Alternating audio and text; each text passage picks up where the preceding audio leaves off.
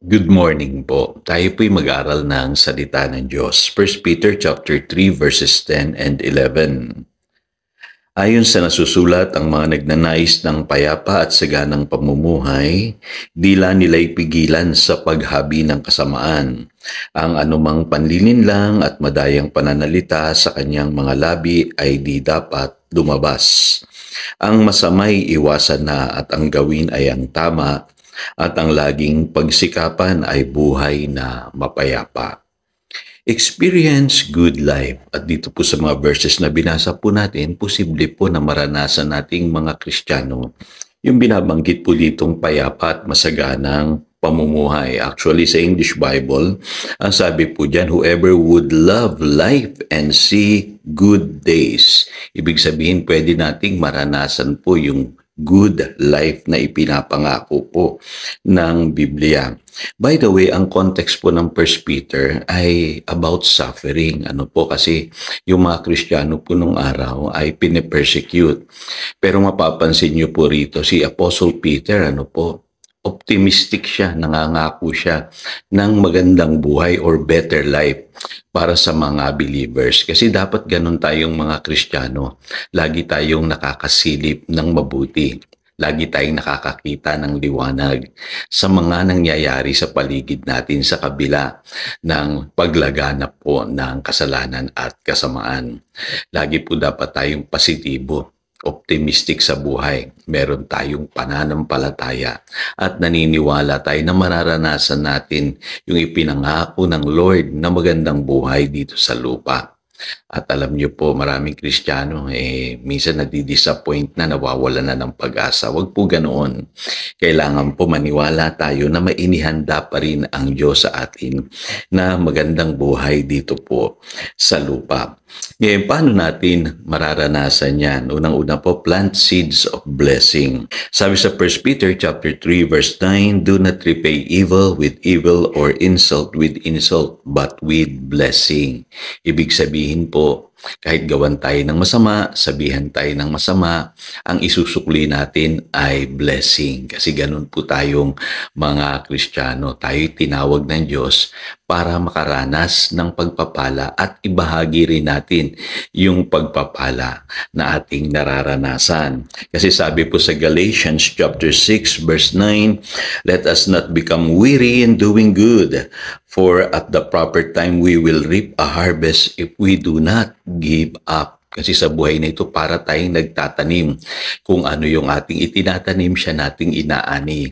Kaya ang itanim natin ay blessing, seeds of blessing. At tayo daw po ay aani.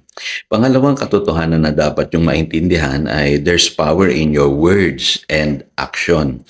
Sabi sa 1 Peter chapter 3 verse 10, we must keep our tongue from evil, our lips from deceitful speech. Ibig sabihin, yung ating bibig o yung ating dila, yan po ang nag-i-steer ng direction ng ating buhay. Sabi sa James chapter 3 verses 2 to 5. Ibig sabihin yung nagaganap sa ating buhay, kadalasan po bunga yan nung ating mga sinasabi.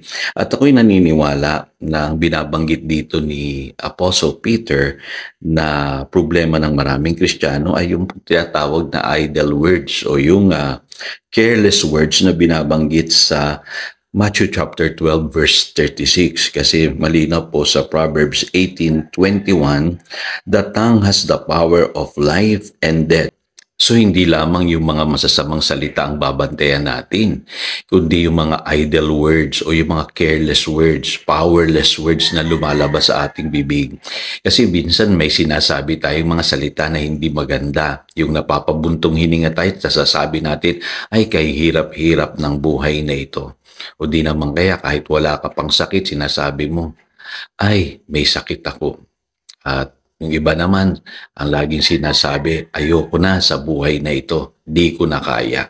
Babantayan mo, kapatid, yung lumalabas sa iyong bibig kasi may kapangyarihan yan.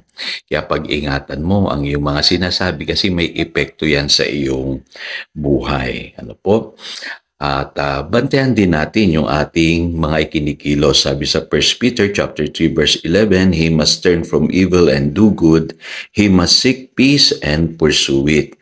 Kasi malinaw po, sabi po sa Romans chapter 8, verse 13, "But if you live by the Spirit, you put to death the misdeeds of the body, and you will live." So ibig sabihin po, kapag namumuhay tayo sa Espiritu, tayo po ay makakaranas ng magandang buhay. At ang sabi sa Hebrews chapter 12 verse 14, "Make every effort to live in peace with all men and to be holy.